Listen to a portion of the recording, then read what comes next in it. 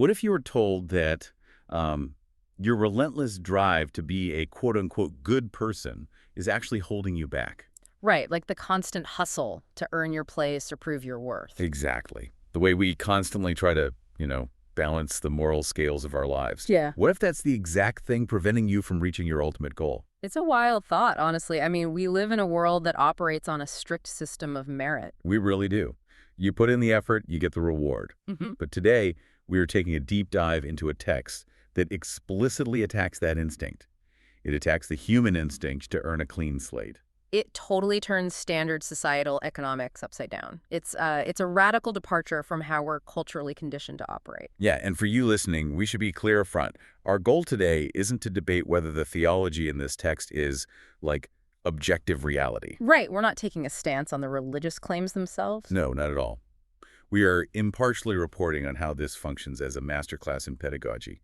We're analyzing a curriculum called the Royal Road to Salvation Workbook. And what makes this workbook so fascinating is how it takes these incredibly dense, ancient, and honestly often overwhelming theological concepts and engineers them into a highly structured visual framework. It's basically an exercise in taking the abstract and forcing it into the concrete, which is exactly why we're diving into this today. I mean, if you're someone who loves seeing how complex ideas get communicated, this is for you. Or if you've ever felt that crushing weight of information overload when trying to learn a massive philosophical system, you know the feeling. Oh, absolutely. The cognitive fatigue is real. Right. So this workbook's architecture is basically a case study in distillation. Usually when we think about ancient theology, we picture this endless murky landscape. Yeah, thousands of years of debate, schisms, and just dense academic texts. Exactly. Navigating it feels like wandering through a fog without a compass. But this text rejects the fog entirely. It offers a literal roadmap. The workbook actually frames this as the royal roadmap. And the whole premise of a roadmap is that you need a defined starting point and a clear destination. And a heavily restricted path between the two. You don't have the luxury of just wandering around. Right. The workbook establishes the structural philosophy right out of the gate. It anchors its methodology to a specific piece of scripture, Timothy 2.15. And what does that say? It says, "Study to show thyself approved unto God, rightly dividing the word of truth." Rightly dividing. That specific phrasing is doing a lot of heavy lifting for the entire curriculum, isn't it? Oh, massive heavy lifting. It takes the infinite amorphous concept of truth and treats it like a physical object. Like something you can literally cut up and categorize. Exactly, it compartmentalizes it. And the text executes this by dividing the learning journey into 4 distinct, non-overlapping lanes. Okay, let's unpack this. What are these 4 lanes? So lane 1 focuses entirely on why a person needs Jesus. Just the why. Right. Then lane 2 covers the mechanics of how salvation actually works. Lane 3 transitions into what it means to actively follow that path. Okay, and the 4th? Lane 4 is all about how to live out your identity as a child of God in your daily life. Wow, so it really slices it up. I imagine that's a deliberate pedagogical tactic, right, to combat that cognitive fatigue we were talking about. Absolutely. Think about the modern era, or honestly, any era, when dealing with philosophy. The sheer volume of information can just induce paralysis in a learner. Yeah, when you're hit with a cloud of abstract concepts all at once, your brain just struggles to build a scaffolding to hold them. Right. So by dividing the journey into these 4 lanes, the workbook forces a linear progression. So you can't jump ahead. Exactly. You Right. cannot worry about the lifestyle integration of lane 4 until you've resolved the mechanical problem presented in lane 1. It restricts your field of vision to just the immediate step in front of you. That drastically lowers the barrier to entry. It provides a measurable progression. You know exactly when you've graduated from the problem to the solution. But, any roadmap relies on a pretty massive assumption. Yeah. A map implies you already have a destination, you just need the route. But what if you don't even know you're lost? I mean, if you hand a map to someone who's sitting in their living room, completely content, the map is useless. It's just a piece of paper with lines on it. Exactly. The pedagogy has a huge flaw if it doesn't first convince the learner that they actually need directions. And the authors of the workbook clearly understood that psychological hurdle. Because the text doesn't actually start with directions, it starts with a universal diagnosis. So before it lets you take a single step, it defines your current location. Right. It defines the starting point as a state of profound, inescapable disconnect. And this brings us to what the workbook calls the anatomy of the disconnect, right? The hard condition. Yes. The text grounds this in Psalm 51.5, and it argues that humanity isn't just a group of people who occasionally make bad choices. It frames it as every person being born fundamentally separated from the source. Which is a heavy concept. All right. But this is where the curriculum introduces what I think is an incredibly effective piece of visual communication. The light bulb analogy. The light bulb analogy. It fundamentally changes the rhetorical framing of human nature. Let's dig into that, Yeah, because sure. historically, religious texts rely really heavily on concepts of guilt. Oh, completely. They label human actions as bad or evil. And the psychological response to being told you're bad is immediate visceral defensiveness. Yeah, the human ego is designed to protect its own self-image. Right. If a text tells a reader they are morally corrupt, the reader's instinct is to mentally list all their positive attributes to balance the scales. Like, well, I give to charity, or I treat my neighbors well. I chose honesty over deceit that one time. The ego just builds a fortress. But the light bulb analogy entirely bypasses the ego's defense mechanisms, doesn't it? It does. Yeah. Because it shifts the framing from a moral failing to a mechanical failure. So how does the workbook break down the light bulb visual? It points out that a light bulb is an object engineered with a single specific purpose to shine. Okay. You can have a bulb made of the finest glass with a perfectly intact filament sitting in a beautiful lamp.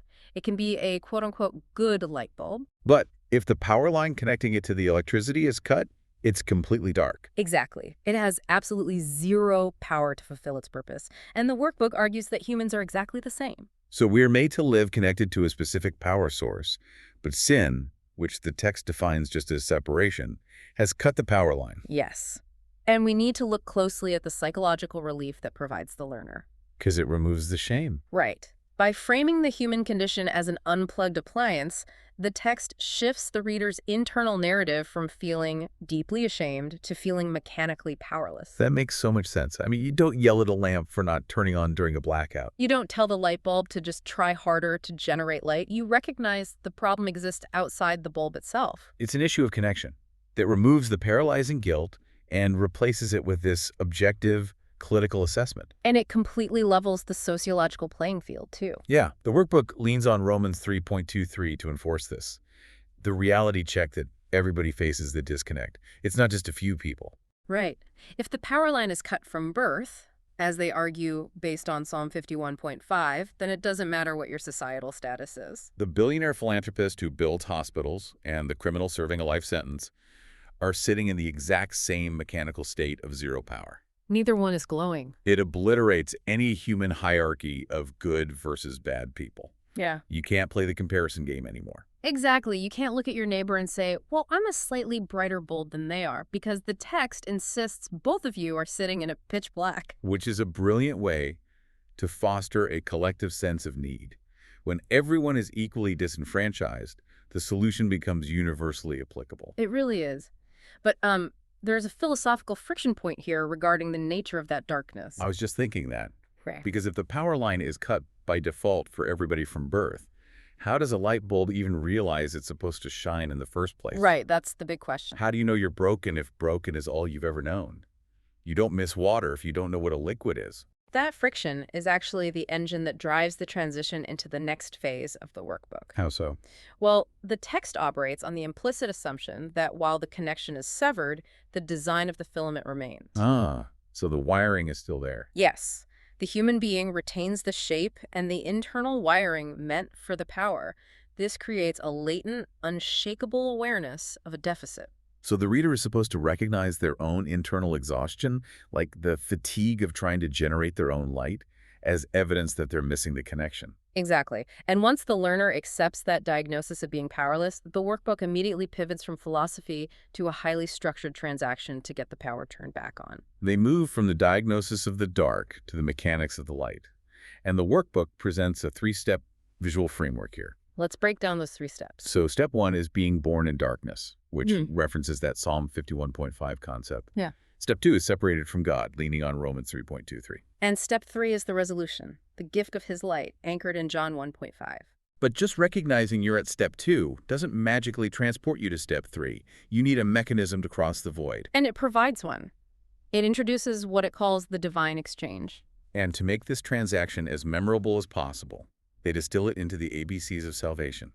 Admit, believe, and confess. The ABC acronym is so deceptive in its simplicity. It sounds like a kindergarten lesson. It does. On the surface, it looks like a children's mnemonic device.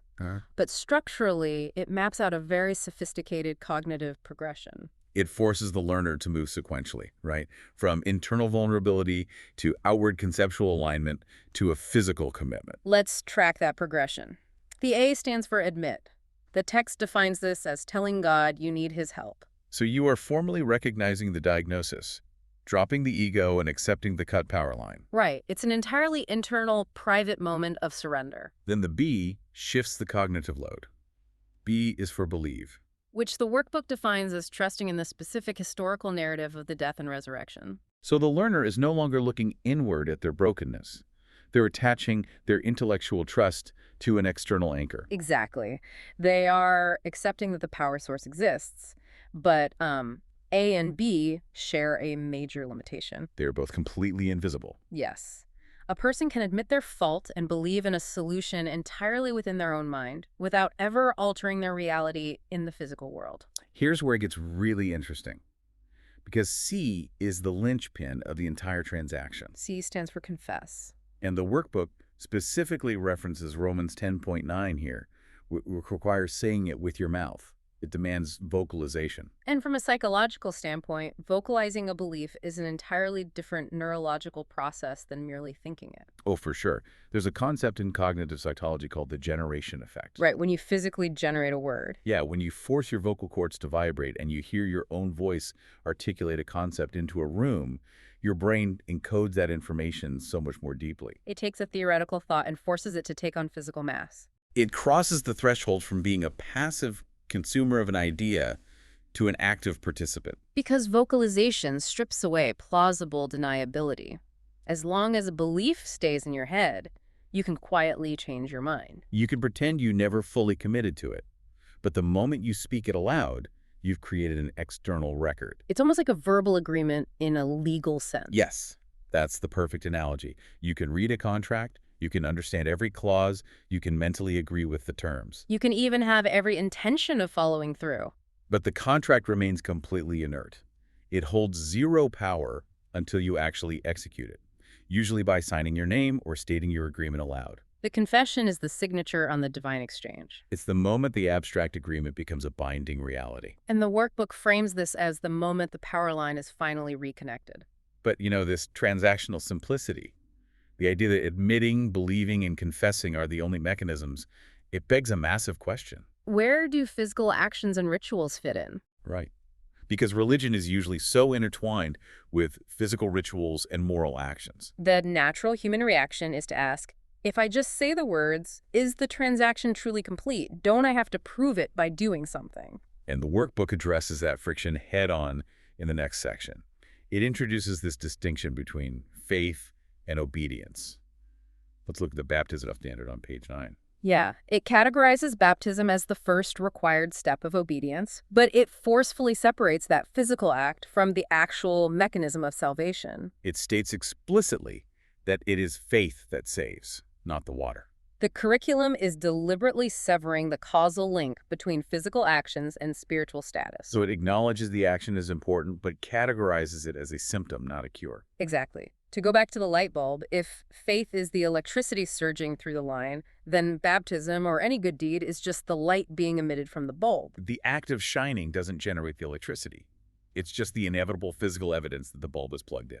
That distinction is crucial. But, abstract rules are easily debated. Which is why the workbook employs a historical edge case as a structural stress test here. In engineering, if you want to prove a bridge can hold weight, you test it with a convoy of freight trucks. You test the absolute limit. And the workbook tests its rule about faith versus works by using the narrative of the thief on the cross from Luke 23. It is a brilliant pedagogical maneuver. Because it strips away every single variable humans use to measure worth. This guy is a convicted criminal undergoing execution. He has no moral high ground. Society has officially deemed him worthless. And physically, he is nailed to a piece of wood. He is completely immobilized. He cannot walk to a body of water to be baptized. He can't make restitution to the people he robbed. He has zero physical agency. His capacity for quote-unquote works is completely non-existent. The clock has run out. Yet the narrative says the thief just recognizes his guilt and the authority of the man next to him, fulfilling the admit and believe components. And he vocalizes his request, fulfill and confess. And the response is immediate confirmation. Today you will be with me in paradise. The workbook points to this immobilized man and says, look, if the water of baptism or a lifetime of good deeds were the actual requirements, this man would be entirely out of luck. The fact that he's granted the connection proves that salvation is an immediate gift of faith, totally independent of physical labor. Which forces the curriculum into its most challenging paradigm shift.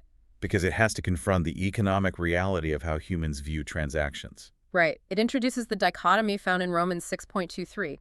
The wage of sin is death, but the gift of God is eternal life. This is where the friction with modern society reaches its absolute peak. We have to dive into this economic metaphor of wages versus gifts. We really do, because we exist in a hyper-capitalist, merit-based culture. Our entire lives are structured around the concept of a wage. You study for hours, you earn a high grade. You clock in for 40 hours, you earn a paycheck. We are neurologically conditioned to believe that reward is strictly based on our own merit and labor. A wage is a contractual guarantee. You deserve it because you worked for it. And that meritocratic conditioning makes the concept of a true gift highly uncomfortable for us. Because a gift, by definition, is freely given. It requires zero labor from the recipient. It cannot be earned. If you try to compensate someone for a gift, you instantly destroy its nature. Exactly. If someone hands you a beautifully wrapped birthday present and you pull out your wallet and hand them $50, it ceases to be a gift and becomes a retail purchase. The transaction is fundamentally altered. And honestly, we are inherently suspicious of the unearned. Oh, completely. If a stranger offers you the keys to a brand new car for free, your brain flashes red. You think, what's the catch? Is this a scam? We simply do not trust transactions where we haven't provided the labor. And the workbook leverages that exact cognitive dissonance. It takes the human ego, which desperately wants to believe it earned a good outcome, and violently reverses the equation. It argues that the wage, the thing humanity actually worked for, is death. The bad outcome is the wage. But the solution, the eternal life, is explicitly categorized as charity. It's a gift. It tells the learner that your merit only buys your destruction. Your salvation depends entirely on the charity of another. That is a brutal dismantling of human pride. It really is. It forces you to stand there with empty hands and accept that you contribute nothing to the purchase price of your own rescue. So what does this all mean? The workbook is creating a really sharp paradox here. It flips standard economics on its head. It does. You earn the bad thing, but you're freely handed the good thing. But if humans are wired to want to earn their keep, does this framework risk making people feel passive? That's the most common pushback. The fear that radical grace leads to moral apathy, like why not just take the gift and sit on the couch? Right, why shouldn't I just say the ABCs and then do whatever I want? But the architecture of the workbook anticipates that exact threat. It argues that receiving the gift doesn't leave the recipient in a static condition. It alters their fundamental nature. Yes, propelling them into the final lane of the roadmap, which it calls the royal routine. Okay, the royal routine. So it asserts that receiving the gift shifts the believer from a state of behavior modification to identity transformation. Let's unpack the friction between those two concepts, because they look similar on the outside but operate on completely different internal engines. Behavior modification is the hustle. It's an outward-in process. It's the unplugged light bulb trying to generate heat by sheer willpower. You wake up and say, I'm going to force myself to be patient today. I'm going to suppress my anger so people see me as a good person. It requires constant, exhausting cognitive monitoring, and eventually the willpower battery depletes. And you snap back to your default state. But identity transformation is an inward-out phenomenon. The workbook asserts that once the divine exchange occurs, the individual literally becomes a child of the king. They are infused with a new nature. So the daily routine isn't framed as a tedious checklist of moral obligations. The moral actions become the inevitable output of this new identity. A dog doesn't have to concentrate really hard to bark. It barks because it has the identity of a dog. A plugged-in bulb doesn't stress about emitting light. It just rests in the connection. And the workbook pushes this identity shift to its absolute extreme by introducing the everywhere identity. This is anchored in 1 Corinthians 12.27, right? The takeaway from the teacher's key. Yes. It insists that you cannot leave this royal identity at the doors of the church building. It demands total integration. Which is a direct assault on how modern humans structure their lives. We are masters of sociological compartmentalization. And we have to be, just to survive modern society. We construct different avatars for different environments. You have your cutthroat avatar for the corporate boardroom, your patient avatar for your toddlers at home. Your loud, unfiltered avatar for Friday nights with your friends. We change our masks to match the room. And for a lot of people, religion is just another avatar, a spiritual self you put on for an hour on the weekend. And the moment you walk out into the parking lot, you put that mask in a box and put on the commuter traffic mask. But the curriculum uses 1 Corinthians to aggressively dismantle those boxes. It states that you cannot compartmentalize royalty. The identity of being a child of the king must supersede every single environmental context. You don't adapt to the room. The room must adapt to who you are. You carry that identity straight into the schoolhouse, the workplace, everywhere. It alters the stakes of daily interaction. You're no longer acting on behalf of your own reputation. You're operating as an emissary of a higher authority. It's the exact difference between a tourist and an ambassador. Oh, that's a great analogy. Think about it. If you're a tourist trying to memorize local customs, your goal is behavior modification. You dress like the locals. You try to blend in so you don't stick out. You're constantly monitoring your behavior to match the environment. But an ambassador operates under a completely different paradigm. An ambassador doesn't travel to a foreign nation to blend in. Right. They retain the citizenship and authority of their home country no matter what room they walk into. They don't change their core identity just because they crossed a border. And if an ambassador makes a mistake, they don't suddenly lose their citizenship. They just failed to accurately represent their king in that specific moment. The relationship remains secure. That analogy really encapsulates the whole pedagogical thrust of this framework, moving from the exhaustion of the tourist to the security of the ambassador. When you step back and look at the blueprint of this curriculum, the architecture is astonishingly cohesive. It's a precise, sequential machine, from the 4-lane roadmap to stripping away the ego with the unplugged light bulb analogy. To building a bridge using the ABC transaction forcing internal vulnerability into a physical vocalization. And stress testing that covenant with the thief on the cross, definitively severing the concept that salvation can be earned. It attacks the capitalist meritocratic wiring of our brains with the paradox of the wage versus the gift. All the way to establishing that unshakable 2047 everywhere identity. The pedagogy takes massive abstract concepts and makes them suddenly actionable and clear. It gives you the legend, defines the starting line, provides the vehicle of faith, and maps the destination. We spent this entire time analyzing the mechanics of how this text operates. But there's a lingering friction point here that bleeds directly into our daily psychology. The friction of the gift. Exactly. Regardless of your personal beliefs, in a modern world that constantly demands we hustle to prove our worth and earn our status. We are exhausted light bulbs trying to generate our own electricity. The paradigm in this text asks the reader to accept a reality where their ultimate value is not a wage they negotiate for, but a gift they can only receive. It's a radical alternative to the exhaustion of modern life. So my question for you, the listener, to mull over is this. In a society obsessed with the endless hustle, what would it actually look like to accept that your core value as a human being is a gift you cannot earn?